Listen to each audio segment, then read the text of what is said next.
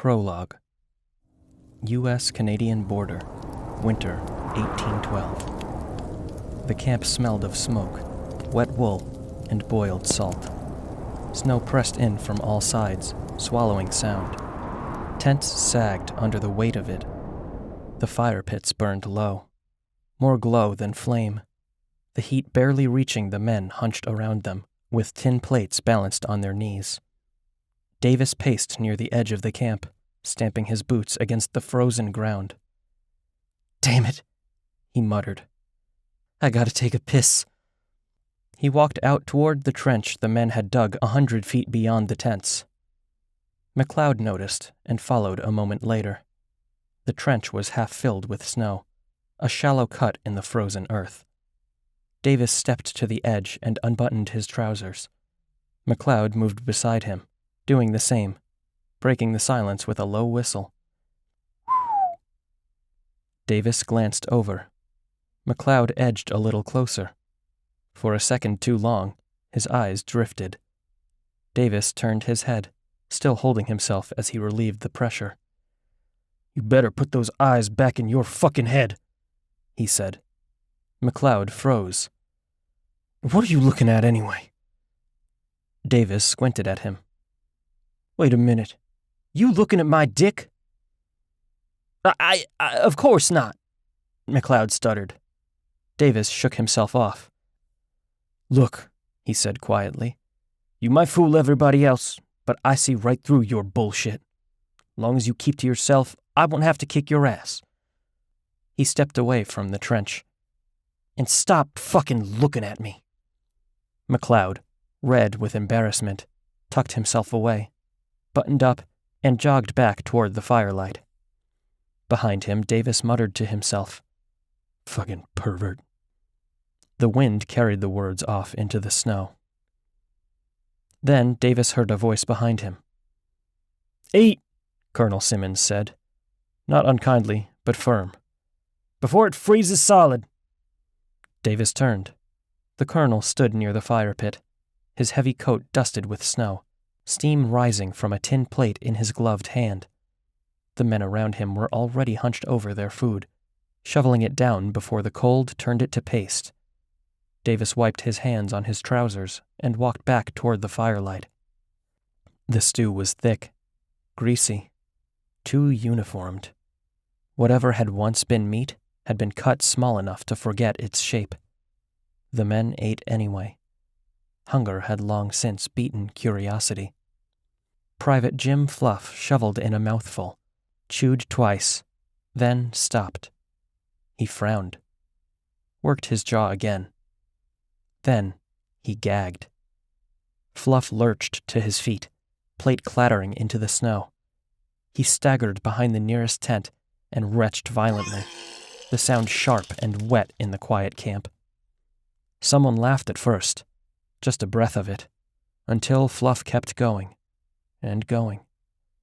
"Camp sickness," Captain Wilkinson muttered, though his eyes stayed fixed on the tent flap. "Happens every winter." Fluff didn't come back right away. At the fire, Private Rodney Mercer noticed his hands shaking. Not from the cold. He was used to that. This was different. His spoon rattled against the tin bowl, clinking loud enough that the man beside him glanced over. "You all right?" the soldier asked. Mercer looked up. "Got the shakes," he said. "Not sure what the hell's wrong with me. Just feel sick." Officer Stover laughed. "Join the club. We're all sick." He nudged Mercer with his boot. "Ain't you turning 18 come spring?" "If I make it," Mercer said. Simmons snorted. "What'd you tell the recruiter?" Mercer shrugged. "That I was a year older?" Captain Wilkinson shot him a sidelong look. "Didn't hear that," he said flatly. A few men chuckled and went back to eating. Stover stood, grabbed the tent's support bar, then sat back down hard. "Damn," he muttered. "I feel like shit." "You see that?" Someone whispered. "Winter fever," another said. "Cold gets in the blood." Mercer tried to steady himself. The shaking didn't stop. Across the fire, another man dropped his spoon entirely. It hit the ground and he stared at it, confused, like it had betrayed him. "The shakes," someone whispered again. That word moved faster than the sickness. Fluff finally emerged from behind the tent, pale, sweat shining on his face despite the cold. He wiped his mouth with his sleeve and shook his head when Simmons looked his way. "Fine, sir," Fluff said too quickly. "Just bad meat, I think." Wilkinson crouched by the fire and lifted the discarded bowl. He crossed to the boiling pot and stirred the stew once with a stick, deliberate, controlled. Something pale broke the surface, then vanished. He grabbed a ladle and fished for it, scraping along the sides of the pot until he dragged it up. His stomach turned. The meat was wrong. "What the fuck is this?" he thought. A small human jaw, lower half. A child's. Bone, muscle and connective tissue. 4 teeth still rooted in place. "Scrape it," he said. "All of it." A few men hesitated. One soldier shook his head. "Sir, I'd rather die full than starve. What's the problem? Meat bad?" Wilkinson looked at him for a long moment. Long enough for a piece of wood to crack and settle, and the stew to burp. Then he turned away. "Everyone," he said louder now, "put your plates down. Bowls too." The men glanced at each other. Nobody moved at first. Fluff finally spoke up. "Hey, Cap, I'm really fucking sick, man. What's going on? Talk to us." Wilkinson faced them again. "Yeah," he said. "There's something wrong with the meat, and I don't want any of you eating another bite until we get to the bottom of it." A murmur rolled through the camp. "I'm taking a small crew," he continued. 15 men or so. We ride out in 2 dawns."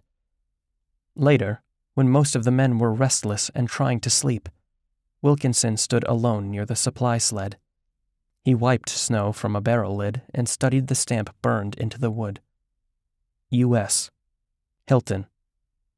He stared at it longer than necessary. By morning, 2 men couldn't stand without help. By the next dawn, Wilkinson and 15 soldiers saddled their horses. Weapons were checked, ammunition counted. No one asked why, until Private Mercer rode up front. "Captain," Mercer said, glancing at the rifles and extra ammo. "What do we need all this for?" Wilkinson didn't slow. "A soldier never rides alone," he said. "His weapon is his bride, and you never know." He raised a hand. "Gather the men, we're moving." Before they left, he gave orders to Simmons. Quiet ones. Practical ones. No mention of sickness. No mention of meat. Mercer galloped up beside the captain. "Where are we headed?" Wilkinson gave him a sidelong look. "We start in New York. Then, wherever the trail takes us." "And the others?" Mercer asked. "The men back at camp?" "They'll make do," Wilkinson said. "They won't miss us. This is more important." The captain frowned. "Our guys are dropping faster than the enemy can kill us. How do we fight a war when we're being attacked from inside our own camp?" Mercer didn't answer right away, just nodded. As they rode south toward Albany, the camp behind them shrank into the snow, smoke rising thin and gray. Whatever the men had been eating was making them violently sick. Wilkinson was determined to find the source, no matter what it took.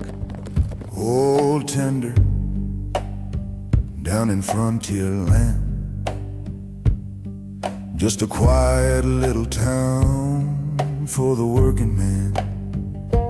Then came the devil with a perfect plan, selling a life no one could understand. Old tender, Lord, that town runs red. I surrendered where the hunger gets fed. Old tender, pray for the souls that stayed, 'cause the devil built a table for all to be slain.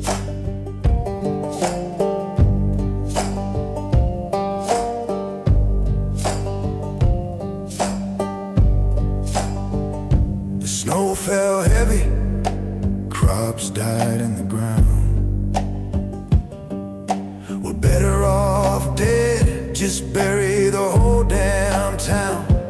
Then came a wagon rolling down, down, down. A smiling stranger with a crooked crown. Oh, tender, Lord, that town runs red. I surrender where the hungry get fed. Oh, tender, what have you done? The darkness came and took away the sun.